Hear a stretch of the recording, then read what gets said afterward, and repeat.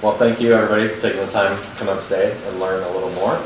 Presentation, 20-ish minutes, some feedback, Q&A at the end, and we'll go from there. So, you're here today because we are embarking on an audacious mission to create an identity for the region. Based on our current understanding of, if you look at the region, there's been different names for the region that have been thrown out there. Silicon Valley of the North, that indicates second place. It's very tech focused. There's probably other names that have been given. One main issue that has typically been encountered with any kind of identity or movement is it started by a sole organization, whether that be private sector or public sector. And with that, there's a lot of doubt in terms of what's in it for them, and also responsibility and effort for a single organization to move that. So this movement's goal is to be a grassroots movement. It's why we are bringing together as many community members as possible to get feedback, to join in on the movement and learn about it, and if interested and believe in its core values, to jump on board in varying capacities to help us spread the word and go forward with that. So if we look at the region today and our past and present, a lot of these will ring a bell. So Mennonites, Barns and Silos, our tech scene, Oktoberfest, advanced manufacturing, our institutions. And if you talk to anybody personally, they likely live here because they're going to school and they're going to leave after somewhere cooler. They've come here to get a job and start a family because it's a safe, comfortable, healthy place to do that, affordable place to do that. Or they know the region because they were born and raised here and have some kind of passion for the region. But in the grand scheme of things, this is probably an average of what we've seen, and there's been great success with community tech and the tech scene in terms of making a name for ourselves globally. And so with this movement, our question is that good enough? What we have today is great. We've done great things in our past, which we'll get to in the presentation. We're doing great things today, but we're very good at kind of keeping our heads down, working hard, and not really celebrating or sharing our successes too much. And this movement's goal is to, let's make sure that we have a united movement. So when we look at that tagline, and it's the easiest one to pick on, Silicon Valley of the North, it's tech focused and it's second place. And so if we're going to create an identity or a movement for ourselves in this region, then let's make sure that it's a united one, that it encompasses all industries and all types of people. And so when we decided that that wasn't good enough, and a few businesses and individuals said that, we think there's an opportunity here to try and get people together to show passion for our region and to potentially give it an identity that's better, this was one of our first points that we wanted to hold true. And with that, what is united? And so we landed on 3 pillars. The first being collaborative. And all of these pillars were decided upon based on our history, our current present, and what we think makes sense moving forward. And so when we look at collaboration, we have been collaborative all the way back to the beginning. So whether you look at our hospitals and our institutions, those were created based on the private sector and public sector coming together for a need to have talent and grow thought in this region, hospitals to take care of the people. Those were things that individuals came together to do. Collaboration today is all of the great events. Like, it's easy to find many, countless collaboration examples. Resilience. So if we look at our past, the region, if you look back far enough, was really founded on specific large industries. So the tannery was the largest in the British Empire. The Kaufmans and our manufacturing history were all very large central points in the success of our region, and when those disappeared, we prospered on. So typically any other location in the world or small towns would typically die off and not continue to grow after losing institutions of that magnitude. Most recent would be BlackBerry, and arguably we were just fine. And problem solving. So I think this encompasses the broadest of this, whether you're an immigrant looking to find a job, a mother working 3 jobs, a tech startup. Problem solving really is a strong pillar, and it's a pillar that was highlighted most in a book called How to Fly a Horse, which debunks or takes an opposing view that creativity isn't something magical that a select few have. And that led us to give a name for these 3 pillars, which is creativity. The fact that we're all creative and we all have some form of creative in us. If you look at sports, the majority of the population loves sports, whether you're good at it or not, because you can relate to it. You've had good experiences, you've played with it. And so with a movement, we need to give it a word or a pillar or something that we can all feel like we have ownership and pride in this movement. And so with creative standing for those 3 pillars and being a united word to give to this movement, we had to bring it back to audacious, because if this movement is going to inspire any action, then it can't just be a pat on the back saying, good job, we're all creative. Which is why it's not the creative capital, it's the creative capital of Canada.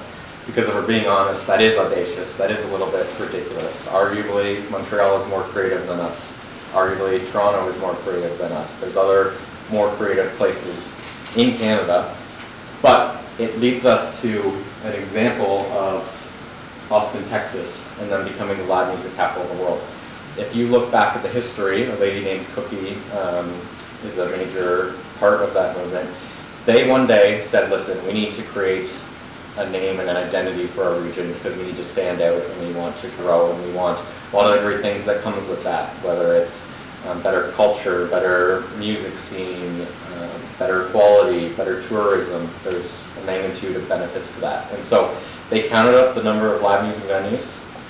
We can check the stats, there's like 200. They said, that seems like it's high enough to count, and they went out and they said, we're the live music capital of the world. They worked together to get the city to get on board and take that, and they planted their flag in the ground and said, we're the live music capital of the world. Arguably, Nashville's more musical. Arguably, many other places at the time had more live music from them. But they were audacious enough to set that flag and go after it. And when you look at that, everybody got involved.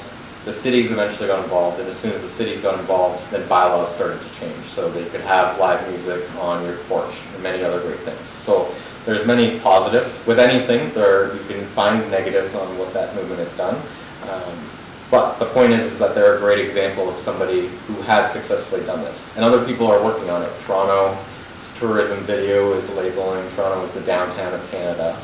Vancouver is put together a group of people to try and do a similar thing.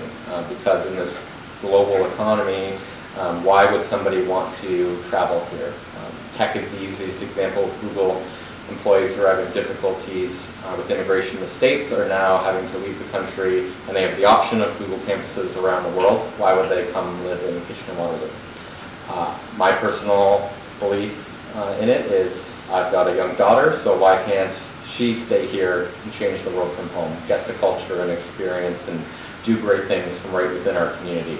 And we're going to get into the fact that we do great things in this community. And so that really touches on the why of this movement. The why really is, let's make sure that an identity isn't just a tech identity. We don't want to become a Silicon Valley, and I think we can do greater than that. And all the great things about it. Can we have cleaner streets? Can we have more public art installations? Can we have more festivals? Can we have more quality? All of the great things that happen, because if we have a movement and a flag that we can all get under, then everything we're doing together under that flag is greater than the individual parts. And so an important thing to look at is, if you look at any city in America or in Europe, their cities are covered in plaques and monuments and statues of all of the achievements they've done. And they shout them and they respect their success. And here in our region, very few of us know or are proud of what we've done here. And so on the Creative Capital website, which you've either been to or we'll talk about at the end, there's an innovation section that highlights 240 innovations from the region that come from the Waterloo Museum. And so we've pulled a few here for the presentation, whether you know of them or not. So the concept of the Blue Box program and the Blue Bin was invented here in Waterloo Region. The very first concept of a watershed was in the Waterloo Region. So that concept of a watershed brought the Grand River from the garbage dump it was to the thriving ecosystem it is today, and now there's watersheds across our country. We created the cow condom. Agriculture, it's kind of funny. Tidy whities. The radar ball, we didn't quite get this one right. They were on the right track though. Restorative justice. The oil signal, check engine light, was invented here. Arguably that is one of the most global inventions that could exist. And then some big brand examples. Bauer hockey skates, Blackberry, Sorel, Hush Puppies, Crown Royal, Honey. So these are examples, and when you look at what's not on the slide is the institutions, like the talent that comes out of Conestoga and the University of Waterloo. For such a small town, region, and small amount of people, we pack a global punch, way above our weight. And many of these things, most of us haven't heard of. And so a big part of this movement is to start to celebrate what we have done and what we are doing, and asking us how can we move forward and build upon what we're already doing? How can we do better? How can we start to take action? And so we have everybody watch this short TED video because it encompasses how important you guys are to the movement, and we'll quick watch this.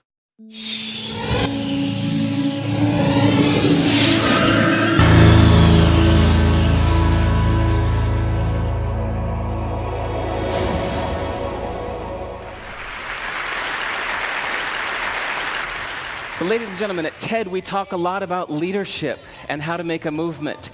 So let's watch a movement happen, start to finish, in under 3 minutes and dissect some lessons from it.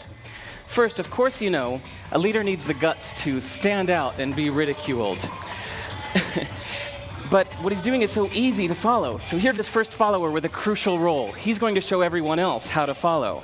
Now notice that the leader embraces him as an equal. So now it's not about the leader anymore, it's about them, plural. Now there he is calling to his friends. Now if you notice that the first follower is actually an underestimated form of leadership in itself. It takes guts to stand out like that. The first follower is what transforms a lone nut into a leader.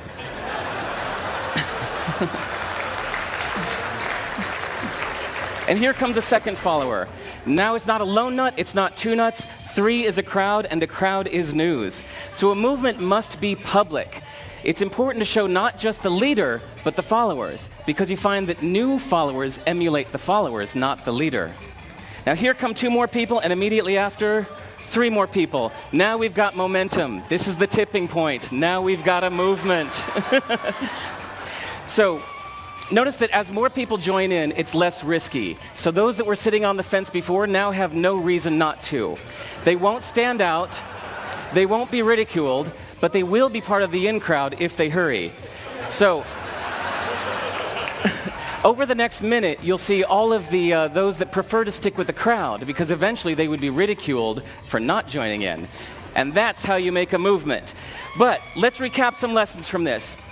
So first, if you are the type, like the shirtless dancing guy, that is standing alone, remember the importance of nurturing your first few followers as equals. So it's clearly about the movement, not you. Okay, but we might have missed the real lesson here. The biggest lesson, if you noticed, did you catch it? Is that leadership is over-glorified. That yes, it was the shirtless guy was first, and he'll get all the credit, but it was really the first follower that transformed the lone nut into a leader. So as we're told that we should all be leaders, that would be really ineffective. If you really care about starting a movement, have the courage to follow and show others how to follow. And when you find a lone nut doing something great, have the guts to be the first one to stand up and join in. And what a perfect place to do that at TED. Thanks.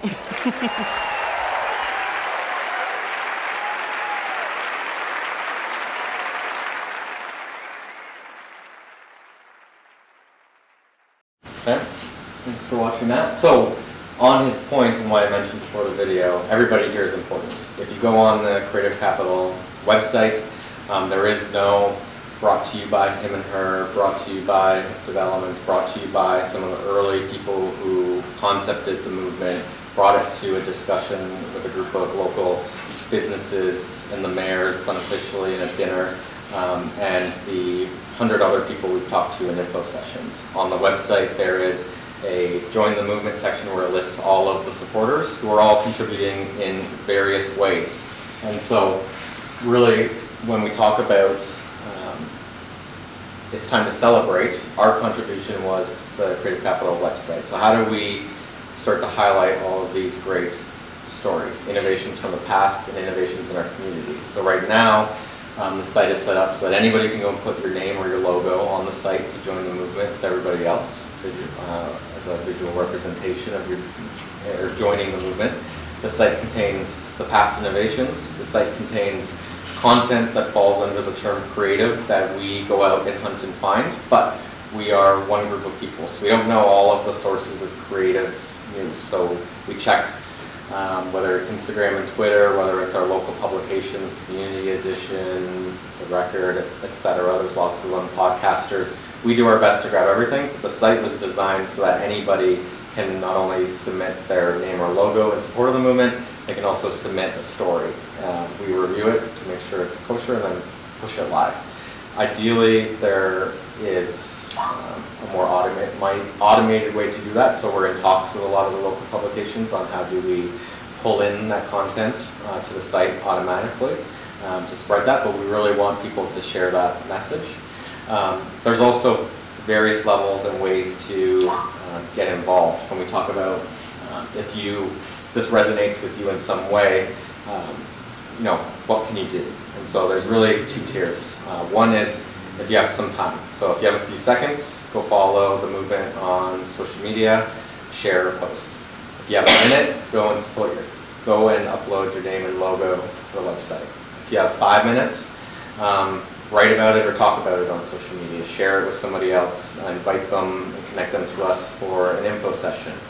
If you've got 15 minutes, write a story, submit it to the site. You don't even need to write a story. If you find an article or an Instagram post or something that's inspiring or creative, share it to the site with us to help celebrate. If you have an event, if you have a fundraising activity, like all of those, it falls under those pillars of collaborative, resilient problem solving, share it on the site. And there's the second tier then of those who think we're onto something and want to do more. And so everybody who's been to an info session is invited to a community Slack channel where we can discuss what's going on with the movement, activities others are taking. And from there, there's really two routes. You can decide to become an advocate and want to work with us and the about 15 of us that are spreading this message, having info sessions, having conversations. Or you can join a group of people who are going out and doing things on their own. So in my notes, a lovely Lily and Victoria came to a prior session. They're working on a video series of a music producer who left the region, but how he attributes his creativity to coming from this region. And they're doing a series on why people leave and how they were inspired from here. The Eco Market this week loved the movement, and they are putting up an installation in combination with some other local companies there. Ourselves and Open Rumble, a local video production company, are doing a video series on several individuals from the region and where their creativity was inspired from. And we were looking to highlight the unconventional ways that they were inspired to enter a creative career. Communitech from the tech scene has submitted stories from past publications that they've had and have registered their support. Fiden Pens out of Cambridge is starting a project that will be released soon that's really interesting, and that's their support in the movement. So it kind of all falls under the category of individuals or businesses that believe in this or doing something that they would normally do, but putting it out there as a contribution to their movement and their belief in the fact that we can and will become the creative capital of Canada, as just a few examples. And so following this meeting, everybody will get an email inviting you to join the Slack channel. We are going to switch to feedback and questions in case anybody has any feedback or questions. If you're not comfortable with any questions or feedback in person, you're happy to send them along via email. And then typically anybody who wants to become an advocate and join in to help spread the message, get events going, is welcome to reach out to our email and indicate their support. And there is a movement guide which kind of summarizes what you've seen on the website and in this presentation. The wording we'd like to use to talk about ourselves locally, examples of stories, the hashtags that are being used, moving forward with. And the biggest one then beyond that is the website, which you may or may not have been on, which really focuses on stories from the region, like I mentioned. A way to share your story. You can join the 100 supporters we have publicly on the site today, so it's as easy as putting in your name or updating a logo, and you can check them all out here. And there's a second version of the website that's going live that better categorizes the stories, adds search, adds a dedicated event section that's separate, just to make sharing what's going on in the community better. And the benefit of some of those initiatives I talked about that companies are taking is that our goal is the more people that are on board and sharing the message, a couple things can happen. A, we all believe in it, so if somebody has an idea, it's easy for the community of movement supporters to bring that ideal up and find individuals that are ready to support. You know, a great example is, just a very easy one, is a muralist wants to do a mural, and there are developers and large organizations that may have commercial property and or funding to make those things a reality. From there, really, movement in our eyes is the people and the small businesses. We move up to medium and large businesses in the BIAs. So the the Waterloo and Cambridge BIAs have been to these sessions, and they're both in the process of getting involved in their own way, which will be announced in the coming weeks. Kitchener BIA is coming to a movement session, and from there you work your way up to enough people have talked about it and say they believe in this movement that future change could be larger organizations get involved, tech companies start using this, or any company starts using this for recruiting, tourism starts using it for people coming to the community. It's a banner to share any movement you have going on, so a socially good cause could be put under this banner and shared on the site. And maybe one day the region and or cities get involved, but to make it an official statement. But in our mind, we're looking for a group of passionate people that want to see our region come together and do great things. It's not to add layers of bureaucracy or some organization achieving some set goal. It's for us all to share creativity, inspire great things, and eventually a site like this doesn't need to happen because we have built upon our success and our culture, and great things are happening in the city. That's the high level of notes. Thank you for your time in listening to me, and I open it up to any questions or feedback.